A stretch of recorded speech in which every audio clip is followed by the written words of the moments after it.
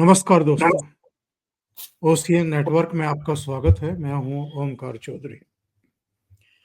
अभी तक 2 सीएजी की रिपोर्ट सदन के पटल पर रखी गई हैं और दोनों में ही बहुत बड़े पैमाने पर गड़बड़ियां देखने को मिली हैं। जो लेखा नियंत्रक हैं, उन्होंने शराब नीति में भी बहुत सारी गड़बड़ियां पकड़ी हैं, उजागर की हैं। वो रिपोर्ट तो पीएससी के सुपुर्द कर दी गई है। अब पीएससी उसमें देखेगी और फिर अनुशंसा करेगी और स्पीकर इसके बाद आगे फैसला करेंगे कि क्या करना है और दूसरी जांच एजेंसियों को सौंपना है या सदन के भीतर ही कुछ करना है। एक दूसरी रिपोर्ट रखी थी मुख्यमंत्री रेखा गुप्ता ने, वो थी हेल्थ डिपार्टमेंट की और उसमें भी मार दुनिया भर की अनियमितताएं और जिनको कहना चाहिए नेग्लिजेंसी, घोर लापरवाही और जो काम आपको करने हैं वो कुछ नहीं किए गए। मोहल्ला क्लिनिकों को आप विश्व स्तरीय बता रहे थे, डींगे हाँक रहे थे कि अलग अलग देशों के प्रतिनिधि देखने के लिए आ रहे हैं कि ये जो विश्व स्तरीय मोहल्ला क्लिनिक हमने खोल रखे हैं ये कितना बेहतरीन काम कर रहे हैं। वो कितना बेहतरीन काम कर रहे हैं वो भी अभी आपको बताएंगे। और मोहल्ला क्लिनिकों में यहाँ तक के दवाइयों के मामले में भी, जांच पड़ताल के मामले में भी बहुत सारे मोहल्ला क्लिनिक तो ठप पड़े थे, बंद पड़े थे, उनमें डॉक्टर ही नहीं थे। तो ये सारी चीजें सामने आ रही हैं। इसके अलावा नए नए खुलासे हो रहे हैं सब। वो सहारा इंडिया के सुब्रतो राय जब तिहाड़ में थे तो उनकी सेवा के लिए एयर होस्टेस जाती थी। बताते हैं कि उनकी बैरक में जहां वो रह रहे थे वहां तो शराब की बोतलें खुली पड़ी रहती थी। इससे पहले वो एक जो महाठग है सुकेश, वो कह ही चुका है कि मुझसे दक्षिण भारत का पार्टी का पूरा जिम्मा सौंपने और राज्यसभा में भेजने के नाम पर 50 करोड़ रुपए ले लिए थे और उसके बाद जेल में तमाम सुख सुविधाएं जुटाने के लिए भी 10 से 12 करोड़ रुपया जो है उससे हड़प लिए गए थे। उसमें तो सत्येंद्र जैन, मनीष सिसोदिया, अरविंद केजरीवाल सभी शामिल थे। तो कुल मिलाकर के जो सीन बन रहा है वो ये है कि ये केवल लूटपाट के लिए और पैसा कमाने के लिए ही सरकार में बैठे हुए थे। मेरे साथ बहुत ही खास मेहमान जुड़ रहे हैं, डॉक्टर मुनीश रायजादा, जो एक समय उनके सहयोगी रहे और बाद में बहुत सारे उनके संगी साथियों के रास्ते अलग हो गए। उनमें डॉक्टर मुनीश रायजादा भी एक थे। अपना काम धंधा जमा जमाया शिकागो से छोड़ करके इनके हाथ मजबूत करने आए थे, लेकिन बाद में इतने निराश हुए कि अलग हो गए, चले गए और बाद में भारतीय लिबरल पार्टी के नाम से उन्होंने अपनी एक पार्टी बनाई। इस बार चुनाव भी लड़ा, पहला एक्सपीरियंस था उनका। तो जो इस समय सवाल खड़े हो रहे हैं, जरा उन पर चर्चा करते हैं उनको जोड़ करके। मुनीश जी, बहुत स्वागत है आपका। नमस्कार। ओंकार जी, बहुत बहुत नमस्कार और स्वागत के लिए धन्यवाद। मुझे बड़ी खुशी है कि कुछ समय बाद इलेक्शंस की भागदौड़ के बाद आज तसल्ली से बैठ के जो एनालिसिस है, पॉलिसीज पे आज बात हो पाएगी अरविंद केजरीवाल की नीतियों पे। जी ये बताइए, एक तो शराब नीति जो बनाई गई थी वो क्यों बनाई गई थी, ये तो अब तक पूरी दिल्ली को पता चल गया और दिल्ली ने उस पर रिएक्शन दे भी दिया 2024 के इलेक्शन में भी और 2025 के इलेक्शन में भी। इनको सत्ता से ही बाहर कर दिया। 5.5 महीने ये जेल में रहे, 1.5 साल से अधिक समय तक मनीष सिसोदिया रहे, 6 महीने संजय सिंह रहे, केसीआर की बेटी के कविता भी जेल में रह करके आई, इनके सहयोगी विजय नायर भी जेल में रह करके आए और इसके बावजूद बाहर आकर के बड़ी बेशर्मी से कहते रहे कि साहब शराब घोटाले में तो चवन्नी भी नहीं मिली, ये तो राजनीतिक बदले की भावना से हम लोगों को गिरफ्तार किया गया था और जेल भेजा गया था। पहले तो मैं यही कहता रहा हूं कि जेल जो है वो कोई सरकार नहीं भेजती, अदालतें भेजती हैं। अदालतें एविडेंस के बेस पर ही फैसला करती हैं कि आपको आपके घर जाने दिया जाए या जेल भेजा जाए। लेकिन ये लोगों की आंखों में धूल झोंकते रहे और अब तो नई आबकारी नीति पर, पुरानी आबकारी नीति पर एक सीएजी की रिपोर्ट आ गई है, सामने है, जिसमें ये बताया गया है कि 2000 करोड़ से ज्यादा का घोटाला है। तो पहली टिप्पणी तो मैं आबकारी नीति पर ही आपकी चाहूंगा, उसके बाद फिर हम जो हेल्थ डिपार्टमेंट की सीएजी रिपोर्ट आई है उस पर चर्चा करते हैं। जी, जो शराब घोटाले में ये फंसे हुए हैं, तो जब इनको बेल मिली तो पूरी दिल्ली में ये शोर मचाया गया कि अब आएंगे केजरीवाल, फिर से आएंगे केजरीवाल। अब केजरीवाल तो नई दिल्ली से चुनाव हार चुके हैं, नैतिकता का कोई पैमाना उनके पास है नहीं, उनको तो इस्तीफा दे देना चाहिए था अपनी पार्टी से। लेकिन अब पंजाब के माध्यम से, जबकि पंजाब की धरती से उनका कोई लेना देना नहीं है, वहां से भी वो राज्यसभा की सीट के माध्यम से बैकडोर एंट्री करके राज्यसभा में आना चाहते हैं, अपना पॉलिटिकल कैरियर बचाना चाहते हैं। ये वो लोग हैं जो भ्रष्टाचार मुक्त भारत मेरी मांग ही नहीं मेरी जिद है के नारे आज भी लगाते हैं। तो शराब घोटाले में जो सबसे इंटरेस्टिंग बात यह है कि शराब घोटाले एक स्पेसिफिकली एक डिजाइन किया। जब ये सत्ता में आ गए 2015 में, तो उससे पहले लोग डोनेशन देते थे, कोई 10 रुपए डोनेशन देता था इनको, कोई 15 रुपए, कोई 50, 100, 150, 200, 5,000, 10,000 रुपए, कोई लाखों में डोनेशन देते थे। हमने एनआरआई कम्युनिटी से बहुत बड़ी डोनेशन आम आदमी पार्टी को दिलवाई, सब लेजिटिमेट वे में। उधर इन्होंने आतंकवादियों से, जो ये खालिस्तानी आतंकवादियों से पैसा लिया, पनून का जो एलिगेशन है $16 मिलियन। उसके बावजूद भी इनका मन नहीं भरा, इनका पेट नहीं भरा, क्योंकि इनकी आकांक्षा आ चुकी थी कि हमें तो जेट प्लेन में घूमना है, पूरे देश में छाना है। और शुरू से ही सत्ता में आते ही अपना मैंडेट का रिस्पेक्ट करके, मैंडेट का सम्मान करके दिल्ली की समस्याओं पे काम करने के बजाय ये प्रधानमंत्री से शुरू से ही उलझने में लगे। इनका एक ही मंतव्य था, एक ही मंशा थी कि बस कैसे न कैसे सुर्खियों में रहो। तो जब ये संजय सिंह, मनीष सिसोदिया और इनके जो भी इस प्रकार की कोटरी है, जो सब व्हीलर डीलर से बनी हुई है, ये जालसाजी वाले लोग हैं, इन्होंने बैठ के, सत्येंद्र जैन भी उसमें से है, इन्होंने बैठ के सोचा कि पैसा कैसे लाया जाए ताकि देश में राजनीति चमकाए। तो उन्होंने शराब घोटाले की नीति बनाई, मतलब शराब घोटाला तो बाद में खुला, तो एक नई आबकारी नीति बनाई जिसमें वो पैसा बना सके। साउथ लॉबी में, साउथ लॉबी का कनेक्शन तो प्रूव हो चुका है, के कविता का नाम आपने दिया, साउथ लॉबी से इन्होंने मदद मांगी, उन्होंने मदद की, 100 करोड़ रुपए गोवा में पहुंचाए गए, क्योंकि गोवा में इन्होंने इलेक्शन। तो यदि आप पीछे मुड़ के देखते हैं तो एक प्रकार से इन्होंने डिजाइन किया उसको। लेकिन जो 14 सीएजी की रिपोर्ट्स पे ये बैठे रहे पिछले कई महीनों से, जो कि इनको सदन के पटल पर, दिल्ली विधानसभा के पटल पर इनको प्रस्तुत करना चाहिए थे, इन्होंने नहीं की। आज वो स्पष्ट हो चुके हैं। अभी तो सिर्फ दो नीतियां पटल पे रखी गई हैं सदन में, एक तो शीश महल की और दूसरा हेल्थ पे। लेकिन उससे भी समझ आ जाता है कि जो हम पिछले कई सालों से कहते रहे हैं कि इन चंदा चोरों की मंशा में खोट है, ये बाबा खड़क सिंह वाली स्टोरी अपने देश में धरा चुके हैं वर्तमान समय में। झूठ बोल के छली गई तू, छली गई तू, मली गई तू, सॉरी, झूठ बोल के छली गई तू, दली गई तू, मली गई तू, झूठ का जिसने पीटा ढोल, खोल दे उसकी पोल, बोल रे दिल्ली बोल। तो ये पिछले 5 सालों से हमने लगातार ये गाना गाया। अब इस बार दिल्ली की जनता ने इनको दिखा भी दिया, इनकी पोल भी खोल दी, लेकिन उन्होंने काफी कुछ छिपाने की कोशिश की। मुझे खुशी है कि वर्तमान भाजपा सरकार ने दिल्ली में ये प्रस्तुत किया रिपोर्ट्स, इनका खुलासा होना चाहिए। लेकिन एज ए डॉक्टर ओमकार जी, मुझे बड़ा आश्चर्य हुआ कि इस तरह मतलब हेल्थ केयर में सीएजी की रिपोर्ट पढ़ने के बाद जो डिटेल्स अभी 2 दिन में आई हैं, देख के आश्चर्य, विस्मय एवं दुख होता है कि हम एक ऐसी पार्टी से जुड़े हुए थे जो व्यवस्था परिवर्तन की बातें करते थे, लेकिन सबसे बड़े नागनाथ और सापनाथ निकले लोग।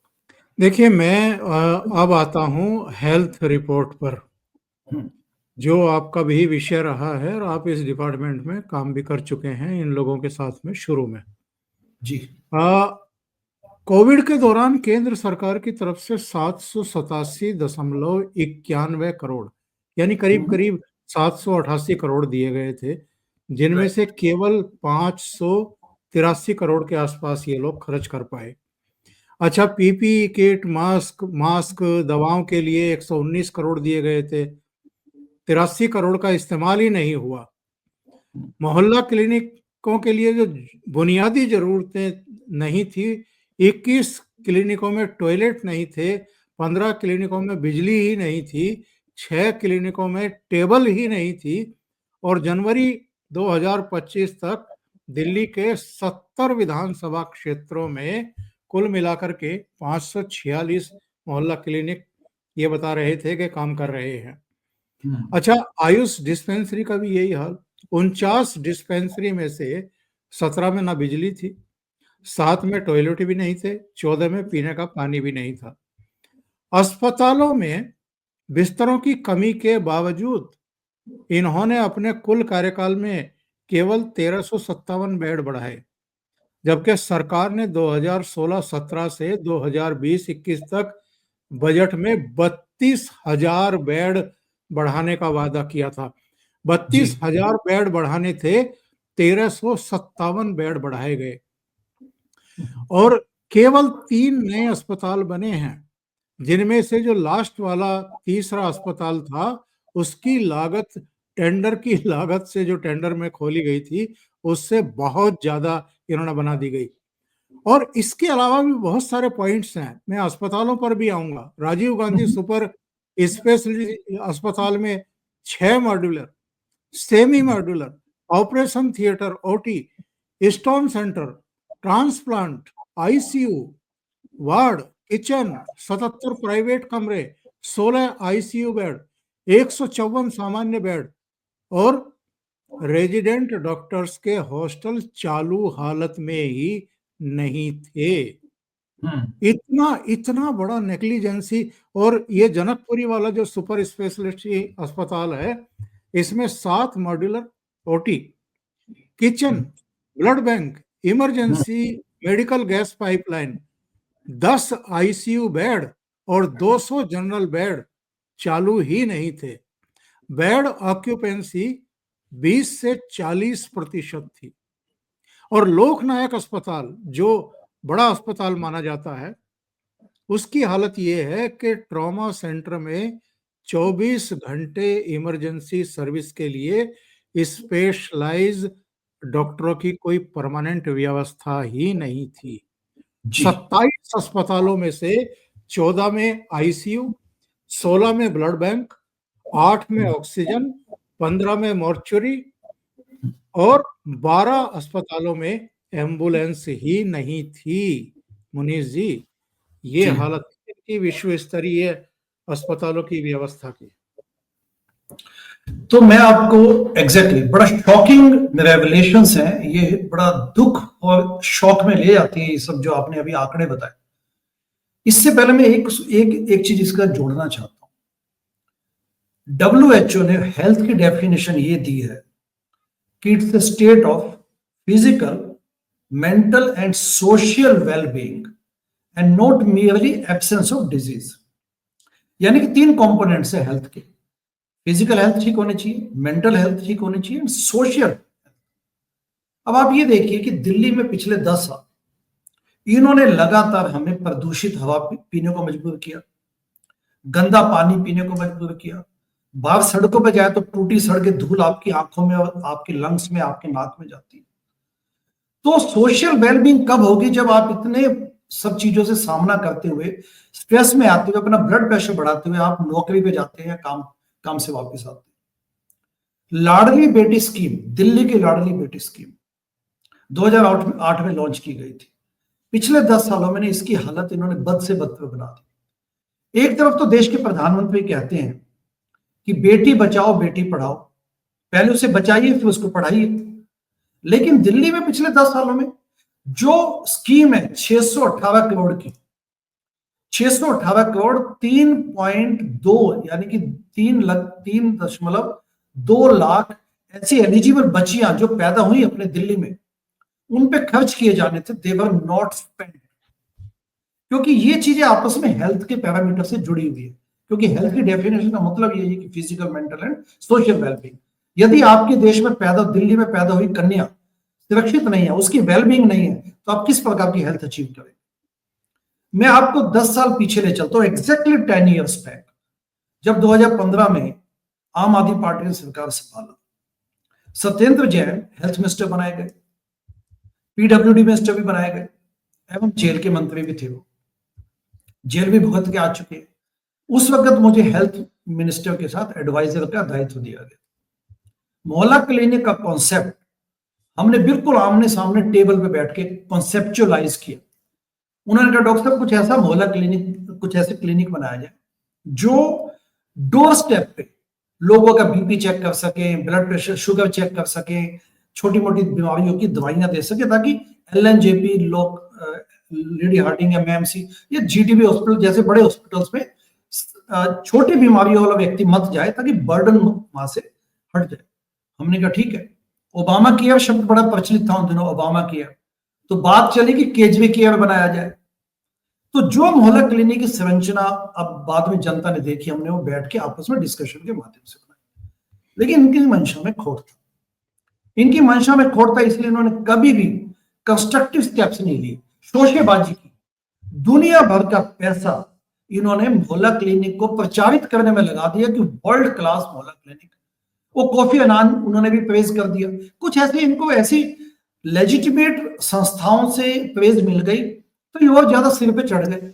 जबकि यहां पर दिल्ली में ग्राउंड रियलिटी अलग थी। तब से ही इन्होंने एलिगेशंस आने लगी कि इंफ्रास्ट्रक्चर नहीं है मोहल्ला क्लिनिक का। अपनी आम आदमी पार्टी के बंदों को उन्होंने उनके घरों में किराए पे बिल्डिंग लेके, किराए पे कमरा लेके मोहल्ला क्लिनिक खोल दिए। अच्छा, मैं हरिनगर घंटा घर, जो हरिनगर जो आश्रम है, उसके पास क्लिनिक में कई बार गया हूं। पालम के पास कई क्लिनिक्स में जाके देखे, शादरा साइड पे जाके देखे, हमेशा वहां डिसफंक्शनल। और सीएजी रिपोर्ट ने अप्रूव कर दिया कि मोहल्ला क्लिनिक में 1 मिनट से कम समय में डॉक्टर्स पेशेंट को एग्जामिन करते थे। आप ये बताइए कि 1 मिनट का समय भी अगर डॉक्टर नहीं देगा तो वो क्या पेशेंट का सुनेगा, क्या उसके सिम्टम्स सुनेगा, क्या निदान या डायग्नोसिस बनाएगा, और क्या उसकी प्रिस्क्रिप्शन देंगे। 100 में से 76 इसेंशियल मेडिसिन की लिस्ट WHO की बनाई हुई लिस्ट है। It's a global accepted list. 100 में से 76 इसेंशियल मेडिसिन अवेलेबल ही नहीं थी। तो बेसिकली होता क्या था कि कागजी कार्रवाई होती थी, क्योंकि डॉक्टर को पर पेशेंट पैसे मिलते थे। तो उनका मकसद होता था कि बस रजिस्टर में लोगों को दिखाओ। इसलिए गोस्ट पेशेंट्स, भूतही पेशेंट्स और सिंक टेस्ट कि बस ब्लड सैंपल लेके प्राइवेट लैब में भेज दो, उसको चाहे सिंक में फेंक दो सैंपल को, लेकिन रिपोर्ट बना के दे दो। क्योंकि जो राजा था दिल्ली का, उसकी मन में खोट था, वो अपने ही ध्येय में लगाया हुआ था कि मुझे तो ये बनना है, मुझे वो बनना है। उसने दिल्ली को छोड़ दिया, उसने दिल्ली को ऐसे अबेंडन कर दिया। और उसका नतीजा ये निकला कि नैतिकता राजा में नहीं थी, उनके कैबिनेट में नहीं थी, और बाबूशाही भी अपना हावी हो गई। उन्होंने कहा ठीक है, पैसे बनाओ सब लोग। मंत्री से लेके संतरी से लेके मंत्री तक कट कमीशन के जाल में घुस गए और दिल्ली की बदहाली हो गई। उसके अलावा वहां पे इंफ्रास्ट्रक्चर्स की कमी थी। तो मोहल्ला क्लिनिक 1000 बोले गए थे, और जैसा आपने आंकड़ा दिया आपके दर्शकों को, 523 या 546 क्लिनिक फंक्शनल थे। किसने इनको रोका था? अच्छा, आप आ जाइए बड़े हॉस्पिटल की बात। दिल्ली में लगभग 30, दिल्ली सरकार, राज्य सरकार के पास लगभग 30 हॉस्पिटल्स है, जिसमें आपने Rajiv Gandhi multi speciality hospital बताया, LNJP, Guru Tegh Bahadur hospital, GB Pant hospital, ऐसे कई किस्म के, दीनदयाल उपाध्याय हॉस्पिटल। ताहिरपुर के जो Rajiv Gandhi multi speciality hospital है, ये शीला दीक्षित जी के समय का बना हुआ है। लेकिन जब 2015 में हमने इसे, मतलब दिल्ली में आए सरकार में, तो मुझे अरविंद केजरीवाल ने कहा कि ताहिरपुर का Rajiv Gandhi multi speciality hospital और अशोक विहार में जो दीनबंधु हॉस्पिटल है, उस हॉस्पिटल के बारे में कुछ कीजिए, क्योंकि हम चाहते हैं कि ये लाइक व्हाइट एलिफेंट से खड़े हुए, इसको चलाया कैसे जाए, क्या इस पे PPP मॉडल लाया जा सकता है, पब्लिक प्राइवेट पार्टनरशिप के माध्यम से हम इसको फंक्शनल क्या इनको बना सकते हैं। तो 2 हॉस्पिटल्स आइडेंटिफाई किए गए, Rajiv Gandhi multi speciality hospital, मैं भी गया, सत्येंद्र जैन भी गए। फिर जो चेन इन्होंने कहा, इनका मन था कि जो नारायण हृदयालय है NH, जो कि बेंगलोर बेस्ड है, उनमें इनको थोड़ा, इनको लगता था, क्योंकि उनकी इमेज ठीक थी कि वो लो कॉस्ट ट्रीटमेंट लोगों को प्रोवाइड करते, तो मेरे को कोई दिक्कत नहीं है। ओमकार जी उस चेन के, नारायण हृदयालय चेन के जो वाइस प्रेसिडेंट थे वो है डॉक्टर, उस वक्त डॉक्टर आशुतोष रघुवंशी, नामी कार्डियक सर्जन है, मेरे कॉलेज के हैं, मेडिकल कॉलेज के। मैंने उनको फोन किया, मैंने कहा आप आइए, दिल्ली सरकार इंटरेस्टेड है, क्या हम इसमें कुछ आगे बात बढ़ा सकते हैं। उनकी टीमें आई, खुद वो आए डॉक्टर आशुतोष रघुवंशी, हम उनको अस्पताल में लेके गए, वहां पे उनको, उनकी टीमें भी आई, मतलब कई कई किस्म के राउंड वहां पे लिए गए, लेकिन कुछ नहीं निकला। सत्येंद्र जैन कहते थे कि मैं इलेक्ट्रॉनिक मेडिकल रिकॉर्ड्स दिल्ली के अस्पतालों में लागू करके, EMR लागू करके पूरे दिल्ली के हॉस्पिटल्स को पेपरलेस बना, ये 10 साल पहले की बात है। अगर उसमें इन्वेस्टमेंट की जाती तो आप समझ सकते, आज 10 साल बाद ही समझना कितना आसान है कि इलेक्ट्रॉनिक मेडिकल रिकॉर्ड से EHR के माध्यम से दिल्ली में क्रांति आ सकती थी, डिजिटल क्रांति आ सकती थी हेल्थ केयर में। बट नहीं, इनको कोई लेने देना नहीं, इनकी मंशा नहीं थी, इनके मंशा में खोट था, ये लोग अपनी हवालाबाजी में लग गए। सत्येंद्र जैन जी को लेके मैं कोची में अमृतामयी हॉस्पिटल लेके गया, क्योंकि इंडिया में उस वक्त अमृतामयी हॉस्पिटल के पास एक फंक्शनल इलेक्ट्रॉनिक मेडिकल रिकॉर्ड्स था। मतलब EMR को अगर हम सिंपल शब्दों में समझे कि तो हॉस्पिटल में एवरीथिंग इज कंप्यूटराइज्ड।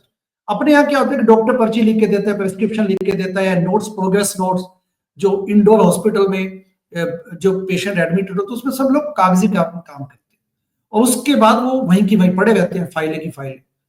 अगर आप डिजिटाइज कर देंगे, डिजिटलाइज कर देंगे, तो एवरीथिंग बिकम्स इलेक्ट्रॉनिक। प्रिस्क्रिप्शन भी आप इलेक्ट्रॉनिक जनरेट करके देंगे, वो सीधा उसको केमिस्ट उसको प्रिंट आउट करके, या पेशेंट प्रिंट आउट करके केमिस्ट के पास जा सकता है, या फार्मेसी तक, हॉस्पिटल की फार्मेसी तक जाया जा सकता है।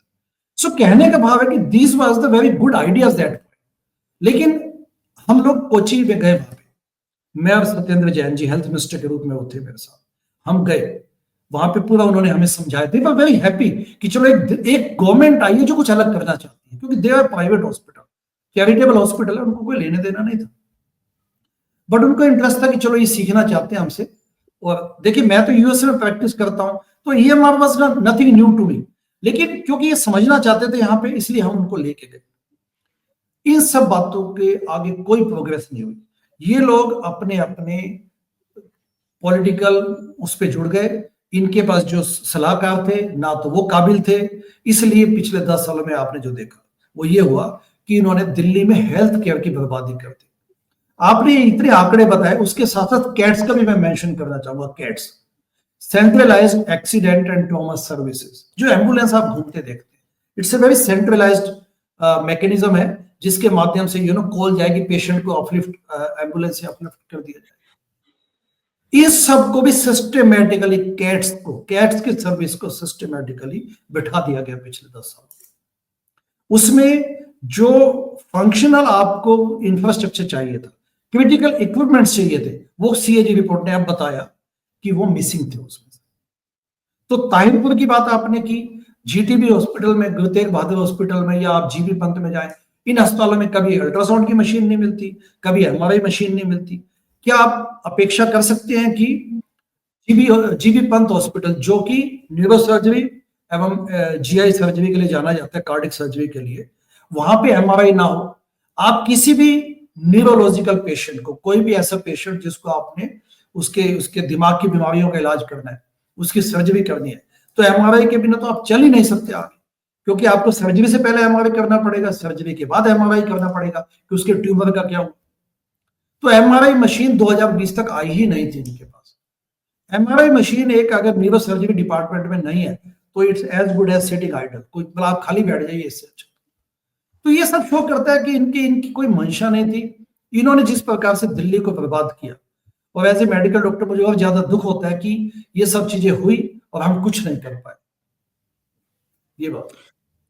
और ये जो खबरें आ रही हैं सब, तिहाड़ जेल में और दूसरी जेलों में, वो एक सुकेश है महाठग, उससे पैसे ठगे गए सुविधाओं के नाम पर, और उनके पास भी एक्ट्रेस आती थी, मॉडल्स आती थी, और सुब्रतो राय सहारा जब तक जीवित रहे, तिहाड़ में रहते हुए उनके पास हर तरह की सुख सुविधाएं, यहाँ तक कि अब तो सुन रहे हैं कि एयर होस्टेस भी आती थी। ये सारी सुविधाएं, क्योंकि जेल तो इन्हीं के अंडर में थी सब। यस, बिल्कुल। अच्छा, अभी इसमें भी देखिए कि आप न केवल ये जो आपने बातें बताई, खुद स्वास्थ्य मंत्री जो जेल मंत्री भी थे, यानी कि सत्येंद्र जैन, वहां पे खुद अपनी वहां पे मसाज करवाते थे और स्पेशल सुविधाएं उन्होंने ली हुई थी। और जब भी कोई बात होती तो ये लोग विपक्ष पे या एलजी पे ब्लेम डाल देते, इन्होंने वहां पे भी। और जब आपने सुकेश को तो महाठग बोला, सुकेश महाठग है, लेकिन ये भी पॉलिटिकल महाठग है। इन्होंने सत्येंद्र, ये उससे बड़े ठग साबित हुए, उससे भी बड़े ठग है। इन्होंने देश गद्दारी की, देश की आस्था के साथ। राजनीति में अब लोग, अच्छे लोग इंटरेस्टेड नहीं है। लोगों को लगता है कि राजनीति का मतलब यही है कि लोग आएंगे यहाँ पे, झांसे देंगे और हमें लूटेंगे, ठगेंगे। तो that is the kind of cynicism इन्होंने यहाँ पे क्रिएट कर दिया। तो ये इन प्रकार से, और इनकी जो कोटरी थी वो भी तो महाठगों से, उनमें से कौन से ऐसे कोई नैतिकता वाले लोग थे। लेकिन तब भी, उसके बाद भी, निकलो बाहर मकानों से, जंग लड़ो बेईमानों से, भ्रष्टाचार मुक्त भारत, मेरी मांग ही नहीं मेरी जिद है। अपने आप को अभी भी अब कट्टर ईमानदार बोलते हैं अपने आप। तो एक तो अच्छा होगा कि डॉक्टर साहब, जिस तरह इनके कपड़े लत्ते उतर रहे हैं, एक एक इनका पाप का घड़ा ऊपर आ रहा है, फूट रहा है, मुझे तो नहीं लगता कि अब सुप्रीम कोर्ट भी बचा पाएगा इनको। बिल्कुल, ये सभी लोग जेल में जाने चाहिए। मैं पूरे दावे के साथ कह सकता हूं कि हम सब की ये हमारी आकांक्षा थी कि इवन आतिशी को भी चुनाव हारना चाहिए था, क्योंकि आतिशी भी केजरीवाल की क्लोन है। नाटकबाजी, नौटंकी में और ड्रामाबाजी में। अभी भी देखिए ना, यदि आपको 22 सीटें मिली हैं तो आप उस मैंडेट को, सम्मान को, आप मानिए कि ठीक है, जनता ने हमें विपक्ष में बैठने का मैंडेट दिया, हम उसको हृदय से स्वीकार करते हैं और साथ में कंस्ट्रक्टिव अपोजिशन का रोल प्ले करेंगे। लेकिन नहीं, अभी भी इन्होंने ड्रामाबाजी शुरू कर दी। अब इनको उठा के बाहर विधानसभा से बाहर फेंक दिया गया, जो कि बिल्कुल लेजिटिमेट है। विधानसभा के स्पीकर को पूरा अधिकार है कि वो अपने विधानसभा के सेशन को ठीक ढंग से चला सके। इन लोगों ने अभी भी लेसन्स नहीं सीखे। ये अभी भी बिना बात के टकराव की, अराजकता की राजनीति को चालू रखेंगे। इसलिए हमारी दिली इच्छा है कि आम आदमी पार्टी का सांप तो कुचला गया, लेकिन इस सांप को मारा जाना चाहिए। क्योंकि यद्यपि अपने देश में लगभग 4000 पॉलिटिकल पार्टियां, बट आम आदमी पार्टी स्टैंड आउट करती है, क्योंकि इन्होंने जनता के साथ खिलवाड़ किया, इन्होंने जनता को झांसा दिया, इन्होंने जनता की पॉलिटिकल आस्था के साथ खिलवाड़ किया। अन्ना आंदोलन से निकली हुई पार्टी जब इस किस्म की कंडक्ट करेगी तो देश की जनता को पूरा अधिकार है। और हमारे जैसे सिपाहियों को, जो अपने आप को अन्ना आंदोलन और एंटी करप्शन एक्टिविस्ट मानते हैं, हम इस बात को पूरे दिल से कहना चाहते हैं कि इस प्रकरण को खत्म किया जाए, ताकि आम आदमी पार्टी का जो नाग है वो अल्टीमेटली खत्म हो। मुनीष जी, बहुत बहुत धन्यवाद ओसीएन नेटवर्क के लिए इतना समय निकालने के लिए और महत्वपूर्ण मुद्दों पर चर्चा करने के लिए। Thank you so much. नमस्कार।